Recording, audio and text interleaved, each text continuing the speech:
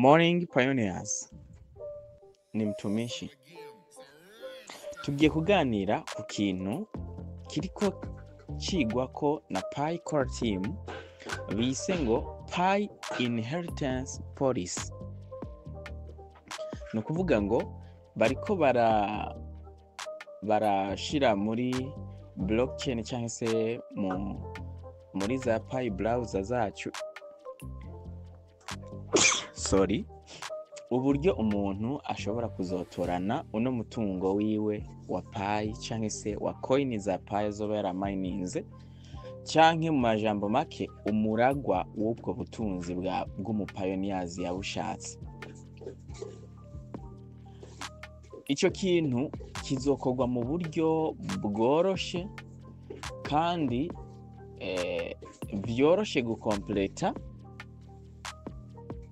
ariko iriya les exigences ndiko mbona bazoba basaba muri yo.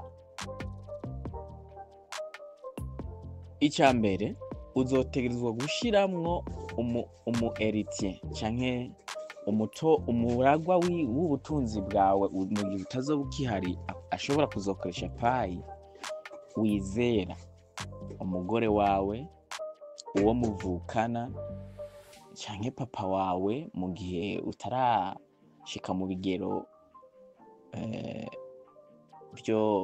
byo kubaka,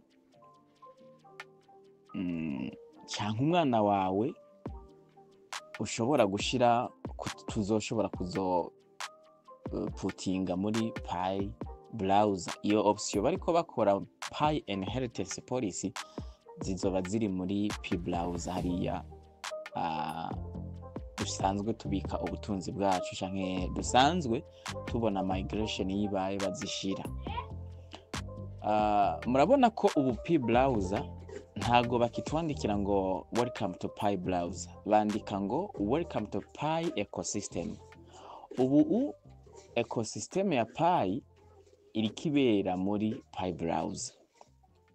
Rero les héritiers canke inheritance policy, amategeko agenga umuntu azotorana umutungo w'umupioneers, icambere nuko uwo muntu nimba ugiye gushiramwo umugore wawe azobe afise Pi account.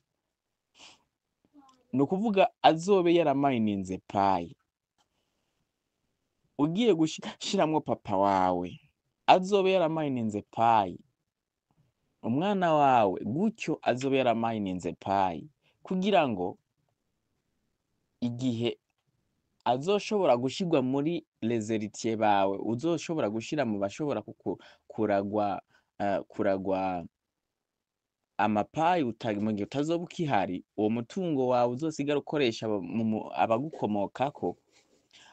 Systeme ya Core Team ize yoroherwe cyane ukungene yoshobora kubona uwo mutungo mu gihe utagihari, bazoshobora kuca bawimurira muri wallet ya wa wundi washizeho muri les héritiers mu bo gutorana. Ndiko ndabiraba nagiye kubona ibi bintu bigiye kuzoba umuziki. Hoho tuzoshirayo bande bazodutorana ko nabo twabibwiye babikore bavyanse.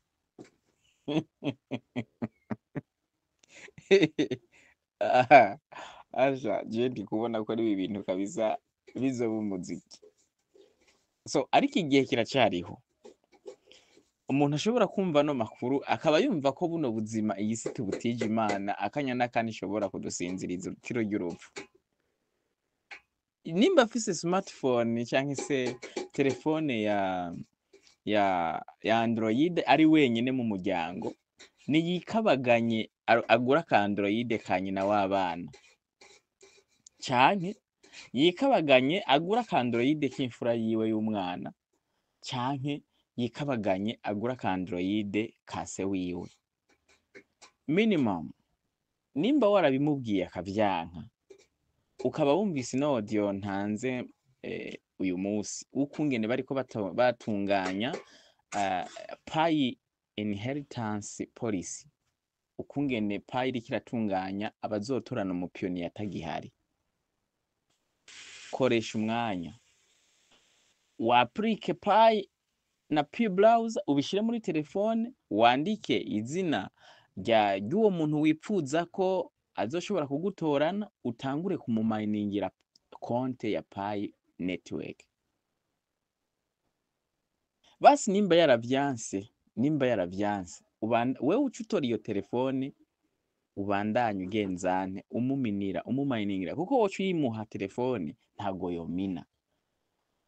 Wewe uzogende umusanga umubwira ati mzee canke madamu canke mwana wanje, zana icyangombwa cawe ca karangamuntu ngira ico nikoreye kwino telefone yanje. Basi minimum ubicishe mw'ubwo buryo. Nabwo nutabikora mw'ubwo buryo ntabwo uzoba ufise umuntu n'umwe ushobora gushira muri rezeritiye mu bazogutorana payi. Kuko bigaragara ko uko bariko babitunganya bazokoresha kwimura.